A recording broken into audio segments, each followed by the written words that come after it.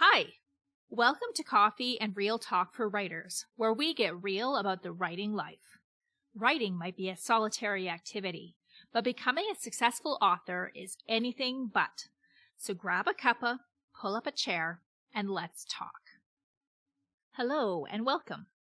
I'm Talina Winters, host of Coffee and Real Talk for Writers, the podcast where we get real about the writing life.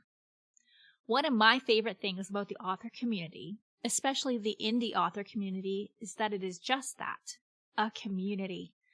While I know there are exceptions to this, in general, authors are generous, supportive, and happy to share their knowledge with others to help them along. I have certainly been the recipient of such generosity from the moment I decided I wanted to learn to write fiction. I typed "how to write fiction" into my search engine and immediately found a course that would teach me how to do that in Holly Lyle's How to Think Sideways.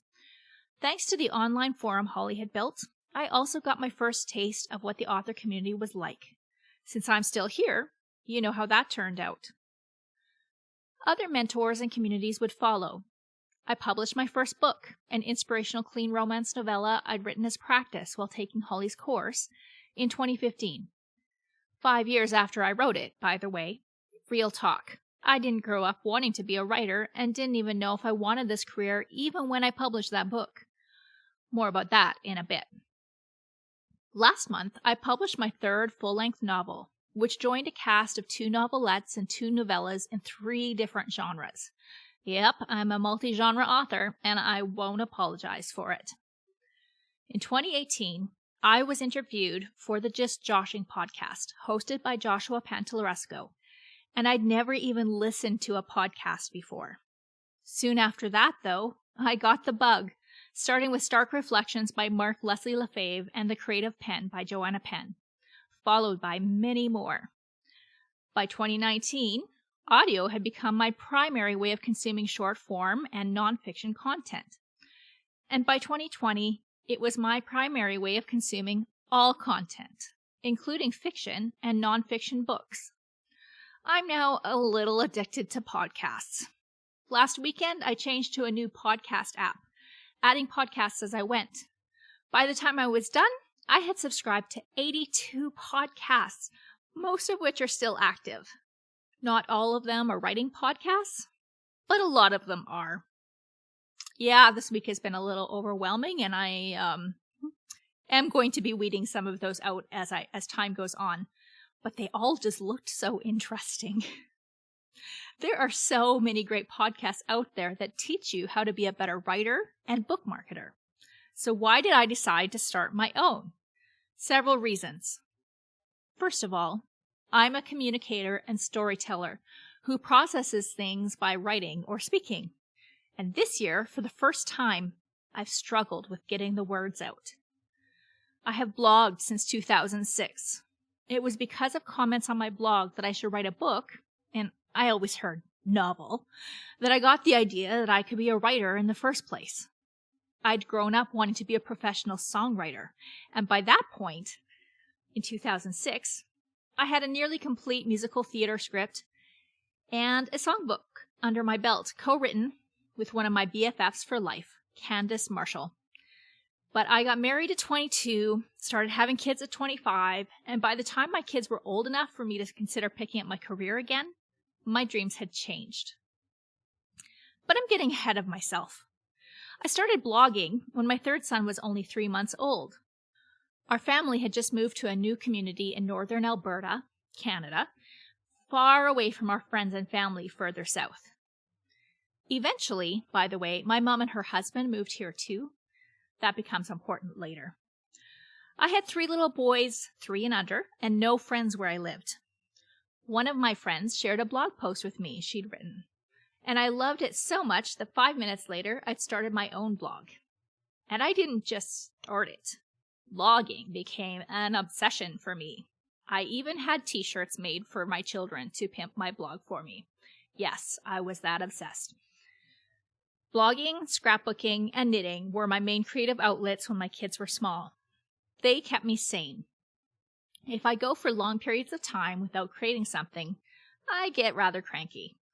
I now feel that way about writing, but I used to be less specific. I love learning things, and I tried a lot of different artsy things before I finally started narrowing my focus. As we'll likely talk about on this podcast, none of those skills were wasted, and I now apply many of them to my writing business. 2020 was a pivotal year for me. I had been editing professionally for 2 years by that point, and I don't know if it was related to the pandemic, but in March of 2020, I got enough queries to fill up my calendar for the rest of the year. It was the first time I'd been booked that far in advance.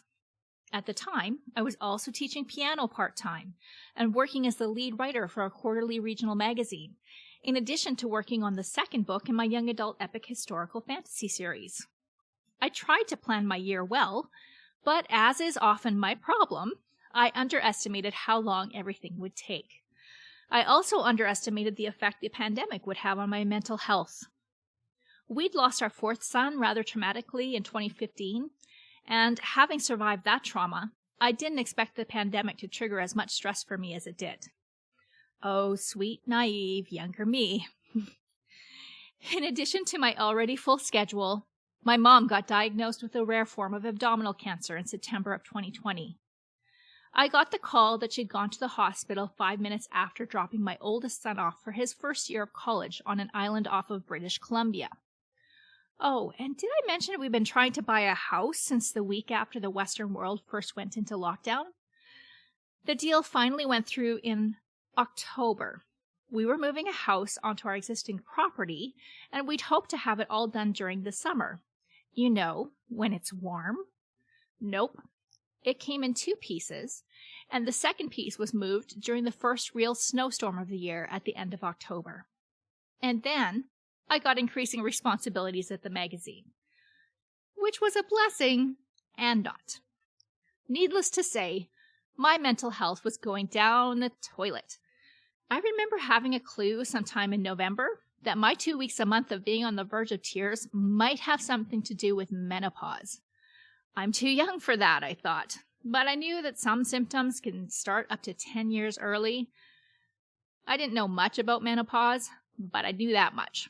So I Googled it, and yep, it looked like I was well along in perimenopause. Hey, I warned you right in the title. We're getting real here. Fortunately, I'd at least quit teaching piano by that point, thanks to pandemic restrictions I couldn't acquiesce to in my previous house, which was very small. My editing schedule was too full to allow for teaching anyway, but I was working over 60 hours a week, and once the house had been moved, I was working on painting all weekend long. In between all of that, I was occasionally accompanying my mom to Edmonton for treatments that we hoped would prevent her from having a very invasive surgery, and trying to not worry about the possible outcomes for her. By the way, my community is over 5 hours of driving to get to Edmonton, which is the closest big city to us. Oh, and there was a pandemic, so my 2 younger sons were home from school at least as often as they were in school that year. I had booked 2 weeks off at the end of December, but I spent the entire 2 weeks painting our house. Don't worry, those of you who wonder what my husband was doing while I was doing all that painting, he was at least as busy on the house project as I was, except for he got to do the outside in freezing cold weather type of jobs. Oh, and he was also super stressed at work. It was a great year. By January 2021, I was DONE, done. Sons 2 and 3 were home for an extra week at the beginning of January on school lockdown. And my 3rd son commented to me that he was worried about my mental health. Yeah. Later that day, I called my husband from the bathroom, where I was hiding, so he wouldn't see me bawling my eyes out. He being my 3rd son, who was doing school at the table. Anyway, later that day, I called my husband from the bathroom, where I was hiding, so my 3rd son wouldn't see me bawling my eyes out, to tell my husband that I thought I was losing my mind. Yeah, that's what burnout looked like for me. I've never been so overwhelmed in my life. Fortunately, I had booked an appointment with a naturopathic clinic my mom was seeing to help me deal with the exaggerated menopause symptoms and get back in balance physically. And that appointment was only a few days away at that point. But I knew getting on supplements wouldn't fix the things that had gotten me to the point of burning out. So I took a hard look at my schedule and started cutting. I quit my job with the magazine where I had worked for 4 years. They had just made me managing editor, but no matter how much I might enjoy the work, it was one of my biggest sources of stress, and I couldn't handle any extra stress, so out it went. I had a few smaller freelance writing contracts that I finished up and dropped over the next month or two. I revamped my editing schedule so projects would be stretched over more time, allowing me to reduce my work week to about 48 to 50 hours. A very doable pace for me, and compared to the recent 70 to 80-hour weeks I'd been experiencing, it seemed like vacation. But writing those emails to my clients, explaining the situation, and asking if they still wanted me to work on their projects was maybe the hardest part of this entire process. I hate not fulfilling things I said I was going to do when I said I would do it. I signed up for Becca Syme's Write Better Faster 101 course for March and started consuming as much of her content as I could in the meantime.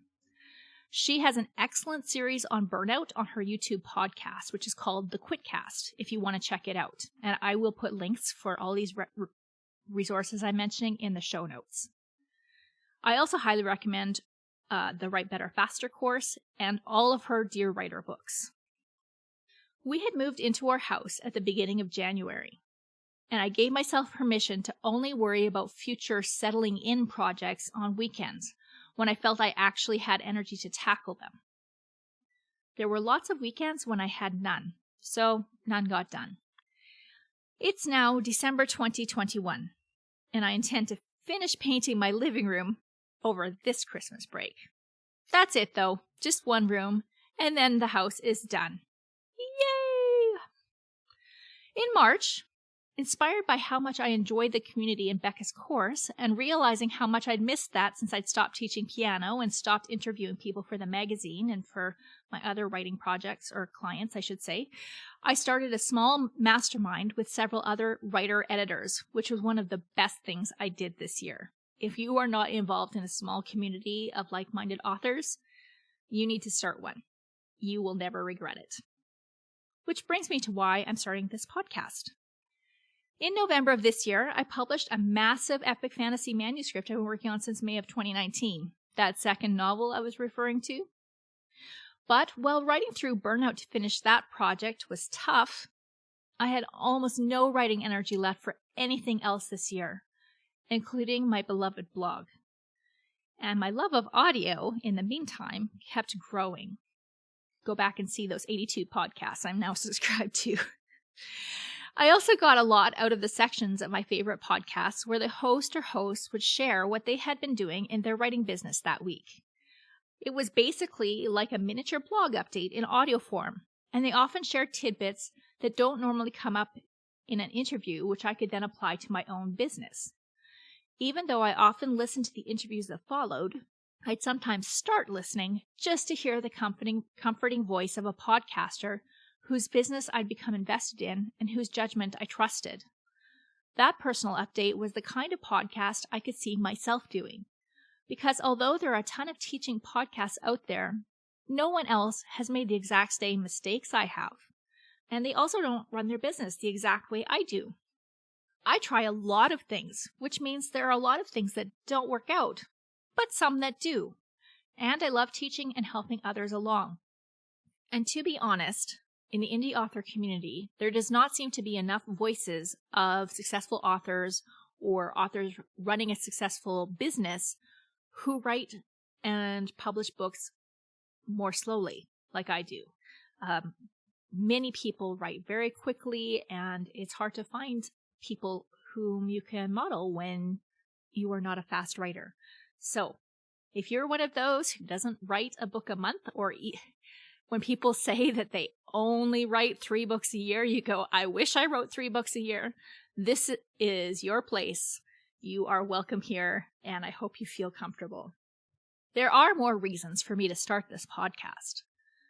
The biggest one might be that in my remote location, the pandemic and my reduced energy after burnout have limited my options to give back to the community, which is something I miss. So, in this podcast, I'm going to share with you my writing trials and triumphs. I'll get real about what I've tried, what's worked, and what doesn't.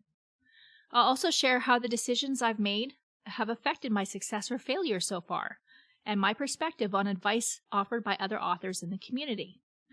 I may even have some of those authors on the show to share that advice themselves. In fact, I can guarantee it. I look forward to having you with me on this journey, friend. The kettle is always on in my house, and despite the title, I actually drink coffee, tea, and hot chocolate on a daily basis, despite what my naturopath would prefer. So whatever your preferred poison, we have that. Also, water. Water is good too. We drink a lot of that here. Oh, and in case you're wondering, my hormones have balanced out a great deal, as have the stresses in my life. My mom had surgery this September and she's recovering well, which I'm so grateful for. I know life always has more surprises waiting just around the corner, but for now at least, the rest from excess stress has let me heal a great deal. And then, one day, not so long ago, I thought, I think I'll start a podcast. And I did. So grab a cuppa and let's get real. I would just like to add an end note here to say that I want to thank Leslie Penelope, whom I recently heard interviewed on a podcast. And I can't remember which one because I listen to way too many podcasts. I will look it up though, and I'll put it in the show notes. I'll put that interview in the show notes.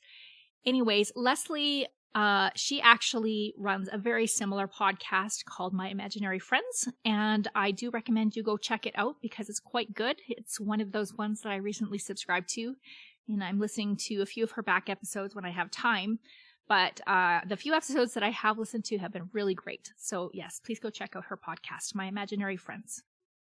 Thank you so much, friend. I'm so glad you listened today. I hope you have a wonderful week. And I'll be starting season 1 in the new year, so please come back and check it out. Happy holidays. Bye. Thank you for listening to Coffee and Real Talk for Writers. You can find episode show notes, leave a comment, subscribe, or, if you're feeling generous, buy me a coffee at talinawinters.com/podcast. And be sure to leave a review on the podcatcher of your choice. Tell your friends to come by too. The kettle's always on. So until next time, I hope you keep writing and keep it real. Thanks for listening. Bye.